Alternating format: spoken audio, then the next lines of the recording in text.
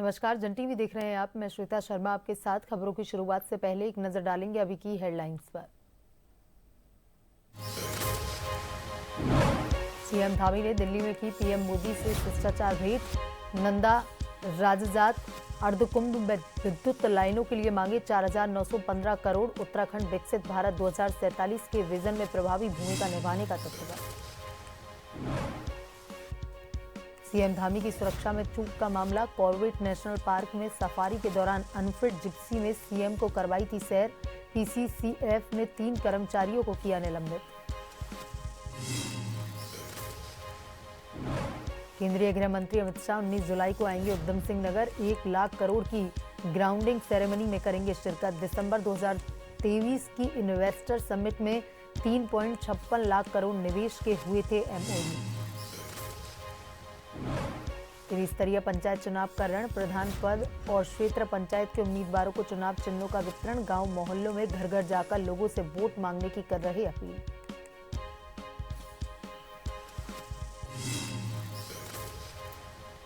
उत्तराखंड में मानसून पकड़ रहा रफ्तार। पहाड़ी क्षेत्रों में कई जगह लैंडस्लाइड। लोहाघाट पिथौरागढ़ राष्ट्रीय राजमार्ग में सनतोला डेंजर जोन और चुएरानी में गिरा मलबा।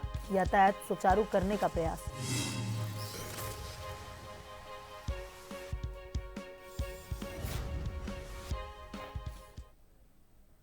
और अब खबरें विस्तार से। मुख्यमंत्री पुष्कर सिंह धामी ने सोमवार को नई दिल्ली में प्रधानमंत्री नरेंद्र मोदी से शिष्टाचार भेंट की।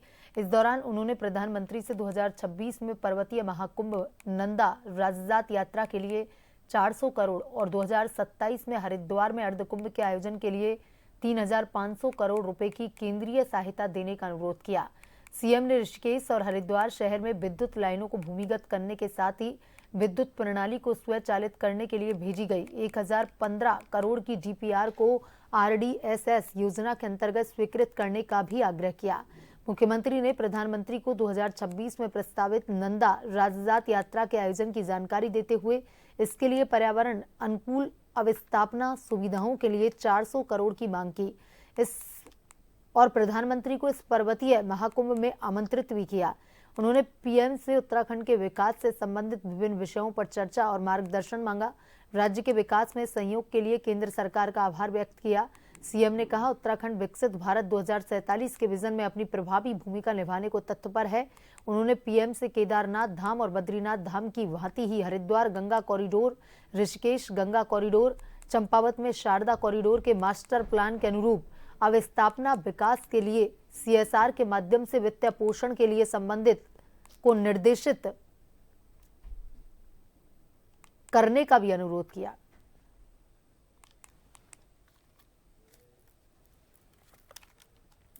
केंद्रीय गृह मंत्री अमित शाह 19 जुलाई को आएंगे उत्तराखंड के उधम सिंह नगर। 1 लाख करोड़ की ग्राउंडिंग सेरेमनी में करेंगे शिरकत। मुख्य अतिथि के तौर पर इस कार्यक्रम में होंगे शामिल। दिसंबर 2023 में इन्वेस्टर समिट के दौरान 3.56 लाख करोड़ के निवेश के एमओयू हुए थे। अब 1 लाख करोड़ से अधिक निवेश प्रस्ताव को धरातल पर उतारने का काम होगा शुरू। रुद्रपुर के स्टेडियम में होगा ग्राउंडिंग सेरेमनी का बड़ा कार्यक्रम। सीएम धामी के निर्देश पर उद्योग विभाग जोर शोर से तैयारियों में जुटा हुआ है।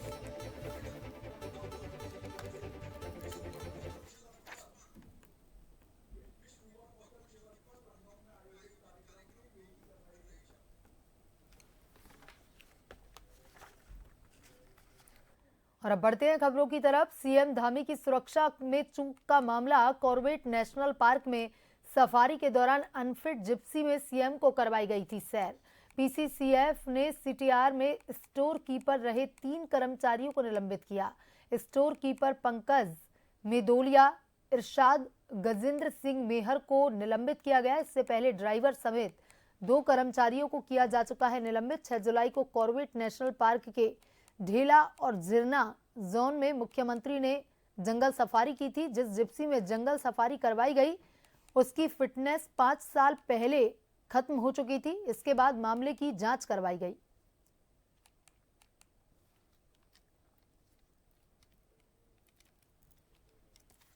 वहीं उत्तराखंड के स्कूलों में शुरू हुए श्रीमद् भागवत गीता के श्लोक प्रार्थना सभा में हर दिन श्रीमद् भागवत गीता के गूंजेंगे श्लोक। छात्रों को बताए जाएंगे श्लोक के अर्थ। मुख्यमंत्री पुष्कर सिंह धामी के निर्देश पर शिक्षा विभाग ने आदेश जारी कर दिए हैं। सभी स्कूलों में श्रीमद् भागवत गीता के श्लोकों की होगी स्तुति।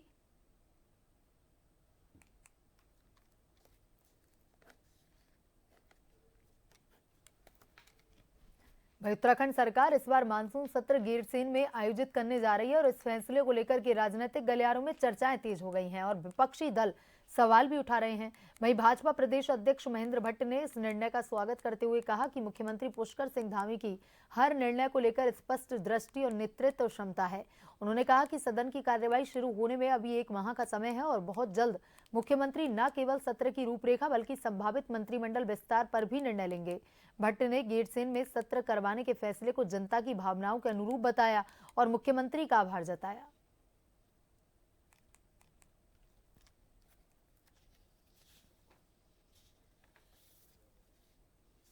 हर चीज के निर्णय लेने के स्वतंत्र है।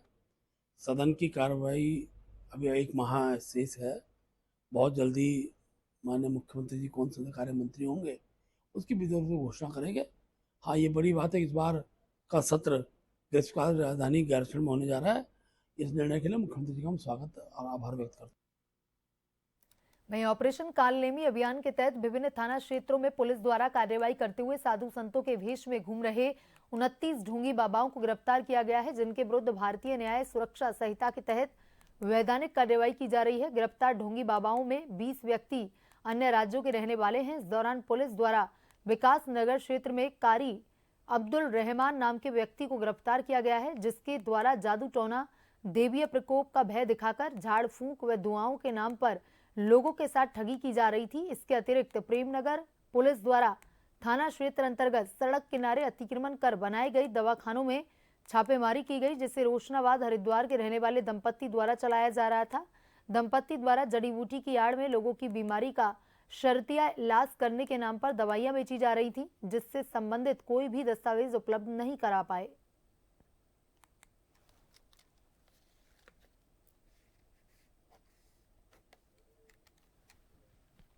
उत्तराखंड में ऑपरेशन कालनेमी जोर शोर से चल रहा है, लेकिन इस बार अब सियासत भी तेज हो गई है। महिला कांग्रेस प्रदेश अध्यक्ष ज्योति रौतेला ने कहा कि अगर सरकार पाखंडी लोगों को बेनकाब कर रही है तो यह अच्छी पहल है, लेकिन भाजपा को पहले अपनी पार्टी में बैठे उन कालनेमियों पर कार्रवाई करनी चाहिए जो महिलाओं का उत्पीड़न कर रहे हैं और युवाओं के साथ गलत व्यवहार कर रहे हैं। उन्होंने कहा कि जब तक सत्ता पक्ष में बैठे दोषियों पर सख्ती नहीं होगी तब तक यह ऑपरेशन सिर्फ एक दिखावा बनकर ही रह जाएगा। मैं इसमें ये बोलना चाहूंगी, ऑपरेशन कालने में अच्छा है। अगर सरकार पाखंडी लोगों को बाहर निकालने का काम कर रही है तो मुझे लगता है कि वो एक अच्छी शुरुआत होनी चाहिए। लेकिन मेरा साथ साथ ये कहना है कि सरकार को खास तौर से इस बात पे ध्यान देना चाहिए कि जो कालनेमी उनकी सरकार में भाजपा में सत्ता में है, जो महिलाओं का उत्पीड़न कर रहे हैं, लोगों के साथ गलत व्यवहार कर रहे हैं, उन सब पे ही कार्रवाई होनी चाहिए। आपको एक एग्जाम्पल सेट करना पड़ेगा कि जो लोग आपकी सरकार में सत्ता में आपकी पार्टी में हैं और वो लोग अगर महिलाओं के साथ गलत कर रहे हैं, युवाओं के साथ गलत कर रहे हैं, तो उनके रूप में जो कालनेमी उनकी पार्टी में, उन सब लोगों के ऊपर भी कार्रवाई होनी चाहिए। समस्याओं के समाधान को लेकर के गृह सचिव की अध्यक्षता में एक अहम बैठक आयोजित की गई, जो राज्य आंदोलनकारी सम्मान परिषद के उपाध्यक्ष एवं दर्जाधारी राज्य मंत्री सुभाष बर्थवाल के आग्रह पर बुलाई गई थी। बैठक में मुख्य रूप से उन आंदोलनकारियों के चिन्हीकरण पर चर्चा हुई जो अब तक चिन्हीकरण प्रक्रिया से बाहर हैं, जिससे उन्हें राज्य आंदोलनकारी के रूप में मिलने वाले लाभ नहीं मिल पा रहे हैं। पेंशन की विभिन्न श्रेणियों को एक समान करने, सम्मान पेंशन में बढ़ोतरी करने और जिलाधिकारी कार्यालयों से संचालित पेंशन प्रक्रिया को तेज करने के मुद्दे पर भी मंथन हुआ। इसके अलावा 10% क्षेत्रीय आरक्षण को लेकर जिन विभागों में लापरवाही हो रही है उन्हें सख्त निर्देश देने की बात कही गई।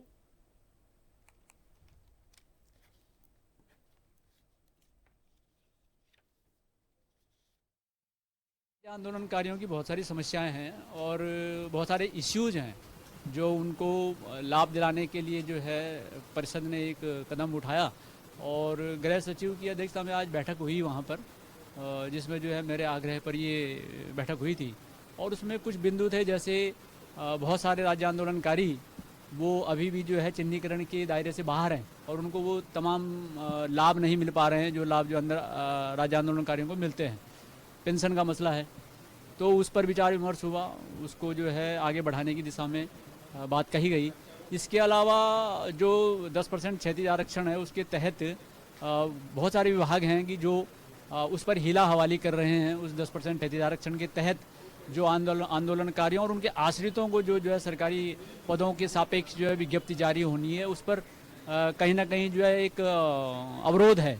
तो उस पर भी विचार विमर्श हुआ और उस पर भी जो है पत्र जारी करने का और उस पर भी जो है उसे आगे बढ़ाने का जो है विचार विमर्श किया गया। वहीं जोशीमठ ज्योतिर्मठ ब्लॉक सभागार में सभी प्रधान पद के उम्मीदवार और सभी क्षेत्र पंचायतों के उम्मीदवारों को अपना अपना चुनाव चिन्ह प्रशासन के द्वारा वितरण किया गया। आपको बता दें कि इस मौके पर तकरीबन 228 प्रत्याशियों ने अपना अपना चुनाव चिन्ह प्रशासन के द्वारा प्राप्त किया। बता दें कि अब सभी त्रिस्तरीय पंचायत चुनाव में लड़ने वाले सभी प्रत्याशी अपने अपने प्रचार प्रसार में जुट चुके हैं। सभी प्रत्याशी अपने अपने गांव मोहल्ले में घर घर जाकर लोगों से वोट मांगने के लिए अपील भी करते हुए देखे जा रहे हैं।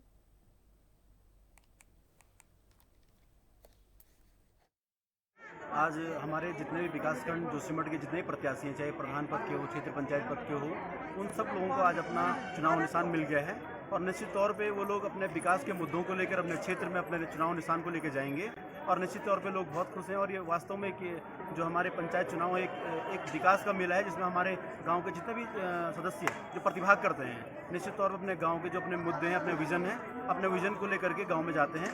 मैं समस्त ज्योतिर्मठ के जितने भी प्रत्याशी हैं उन सभी लोगों को शुभकामनाएं देना चाहता हूँ कि आप लोग निश्चित तौर पर विजयी होकर आएँ और अपने जो विकास का जो आपका विजन है उसको अपने गाँव में आप उतारें। चुनाव विकासखंड ज्योतिर्मठ में 228 उम्मीदवारों ने अपना नामांकन किया है, जिसमें 228 उम्मीदवारों को हमने चुनाव चिन्ह आवंटित कर लिया है। कुछ समय से देहरादून 3 जलधाराओं में जो अतिक्रमण किया जा रहा है, जिसमें रेत बजरियों से नाले भरे जा रहे हैं, वहीं गंदेरे सूखे हुए हैं। इन जन याचिकाओं पर लगातार सुनवाई चल रही है, जिसमें रिनुपोल उर्मिला थापा और अजय नारायण शर्मा शामिल हैं। इससे पूर्व उच्च न्यायालय ने 10 नवंबर 2021 को राज्य सरकार को कहा था कि हर 3 वर्ष में मुख्य सचिव की जिम्मेदारी चिन्हित करें, सर्वे करें और देखें कि क्या कंडीशन है। साथ ही रिनुपोल की याचिका में जिलाधिकारी देहरादून को कहा गया था फ्लैट पैनल ज्वाइन करेंगे। इन दोनों जनहित याचिकाओं की कंप्लेंट नहीं की गई, तो इनकम्प्लीट को लेकर याचिकाकर्ता की तरफ से यह आग्रह किया गया कि इसकी विस्तृत रिपोर्ट उच्च न्यायालय में लाएं। याचिकाकर्ता को कहा गया है कि जो भी ऐसे नदी नाले अतिक्रमण हो रहे हैं, इसकी फोटो मुख्य सह अधिवक्ता व राज्य सरकार को साझा करें और इसके बारे में एक विस्तृत रिपोर्ट जो विभिन्न विभागों को जमा करनी हो, उसको बुलाते हुए मानसून के बाद 25 अगस्त 2025 को फिर से चिन्हित करें। लगातार जो है देहरादून में 3 जलधाराओं के बारे में जो कई सारे अतिक्रमण हो रहे हैं, इन जलधाराओं को रेत और बजरी से भर दिया जा रहा है, खाली नालों को भर दिया जा रहा है, गाड़ गदेरे सूख रहे हैं। इस पर लगातार जनहित याचिकाओं पर सुनवाई कर रही है रिनुपोल उर्मिला थापा और अजय नारायण शर्मा। इसमें पूर्व में माननीय उच्च न्यायालय ने 10 नवंबर 2021 को राज्य सरकार को कहा था कि वो हर 3 वर्ष में मुख्य सचिव की जिम्मेदारी चिन्हित करी थी कि वो सर्वे कराएंगे और देखेंगे कि क्या कंडीशंस है हमारे नेचुरल रिसोर्सेज की। साथ साथ 22 दिसंबर 2021 को रिनुपोल की जनहित याचिका में जिला अधिकारी देहरादून को कहा गया था कि फ्लड प्लेन जोनिंग करेंगे। इन दोनों जनहित याचिकाओं के ऑर्डर्स की कभी कोई कंप्लायंस माननीय उच्च न्यायालय में आज तक नहीं जमा की गई है। तो इन कंप्लायंसेस को लेकर याचिकाकर्ता की ओर से यह आग्रह किया गया है कि इसकी विस्तृत रिपोर्ट माननीय उच्च न्यायालय में लाए। आज के माननीय उच्च न्यायालय के ऑर्डर में याचिकाकर्ता को भी कहा है कोर्ट ने कि जो भी ऐसे नदी नालों में अतिक्रमण हो रहे, चाहे वो रिस्पना नदी में हो या मालदेवता क्षेत्र में हो देहरादून में, इनकी फोटो हम मुख्य स्थायी अधिवक्ता और सरकार से साझा करें। आयुष्मान योजना के तहत अस्पतालों के दावों के निस्तारण में आ रही तकनीकी अड़चनों का समाधान अब जल्द ही संभव हो सकेगा। राज्य स्वास्थ्य प्राधिकरण के चेयरमैन अरविंद सिंह ने जानकारी दी कि उत्तराखंड अपना ट्रांजैक्शन मैनेजमेंट सिस्टम तैयार कर रहा है, जिससे योजना के क्रियान्वयन में गति बढ़ेगी और नया सिस्टम ज्यादा सुविधाजनक होगा। बीते बुधवार को योजना के तहत सूचीबद्ध अस्पतालों के साथ आयोजित समन्वय बैठक में अरविंद सिंह ने कहा कि मौजूदा समय में उपयोग हो रही नेशनल हेल्थ अथॉरिटी TMS में बार बार तकनीकी समस्याएं उत्पन्न हो रही हैं, जिससे अस्पतालों को भुगतान में कठिनाइयों का सामना करना पड़ रहा है। ऐसे में स्थानीय आवश्यकताओं के अनुरूप एक अलग TMS विकसित किया जा रहा है।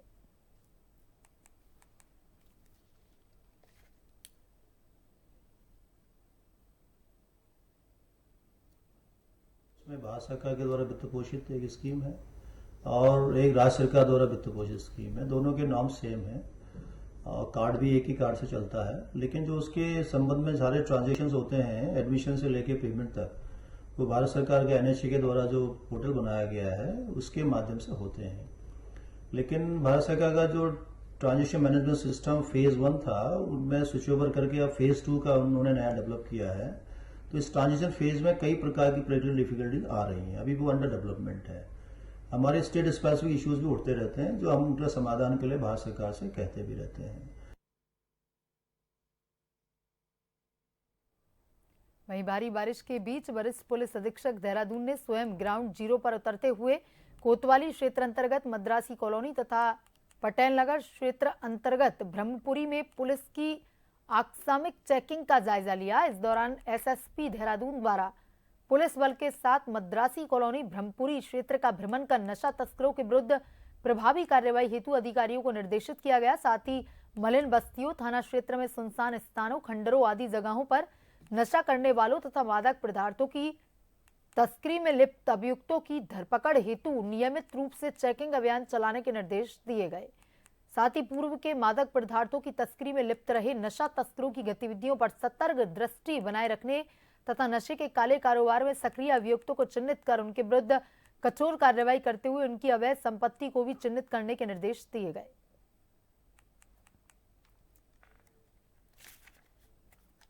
उत्तराखंड के रामनगर का एक युवक और कनाडा की रहने वाली एक युवती के बीच इंस्टाग्राम पर हुई दोस्ती अब विवाह के बंधन में बदल चुकी है।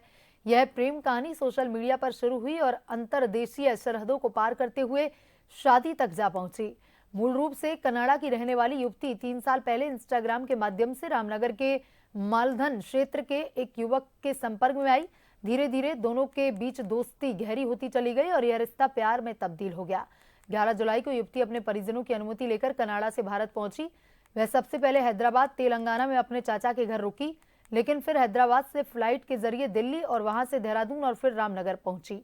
रामनगर के मालधन पटरानी के युवक से मिलने के बाद दोनों अपने गांव चले गए। युवक इन दिनों हरिद्वार रुड़की क्षेत्र में नौकरी की तैयारी कर रहा है।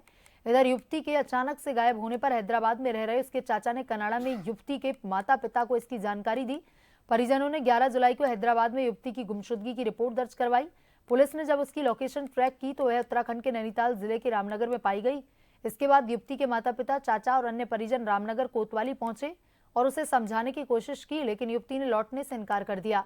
मजबूरन परिजनों को खाली हाथ वापस लौटना पड़ा। अब जानकारी सामने आ रही है कि कनाडा की युवती और रामनगर के युवक ने आपसी सहमति से शादी कर ली है।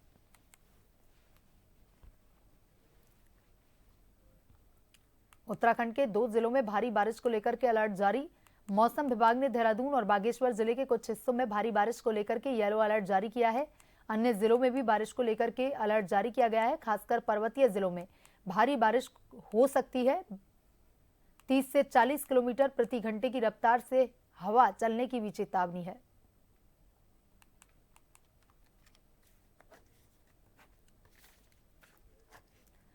सोमवार देर शाम हुई मूसलाधार बारिश से लोहाघाट पिथौरागढ़ राष्ट्रीय राजमार्ग में सनतोला डेंजर जोन व चुयरानी में भारी मलबा आने से राष्ट्रीय राजमार्ग लगभग पिछले 1 घंटे से बंद पड़ा हुआ है। भाजपा मंडल उपाध्यक्ष दीपेंद्र अधिकारी ने बताया कि चुयरानी में राष्ट्रीय राजमार्ग में आए मलबे में कैंटर और कार कीचड़ में धंस गई है, जिन्हें जेसीबी की मदद से निकालने का प्रयास किया गया। दीपेंद्र अधिकारी ने बताया पूर्व में एनएच के अधिकारियों ने बंद पड़े कलमच को खोलने की मांग की, पर मांग को अनसुना किया गया, जिस कारण भारी मलबे के आने से सड़क बंद हो गई। सड़क में कीचड़ ही कीचड़ हो गया, जिससे वाहन फंस गए। उन्होंने प्रशासन से बंद पड़े कलमच को खोलने की मांग की। वहीं क्षेत्र के सामाजिक कार्यकर्ता हरिश्चंद्र तिवारी ने बताया कि सनतोला डेंजर जोन में पहाड़ी से भारी मलबा सड़क पर आ गया, जिसके चलते राजमार्ग पिछले 1 घंटे से बंद पड़ा हुआ है। कई वाहन यात्री सड़क में फंसे हुए हैं। उन्होंने प्रशासन से जल्द सड़क खोलकर यातायात सुचारू करने की मांग की है।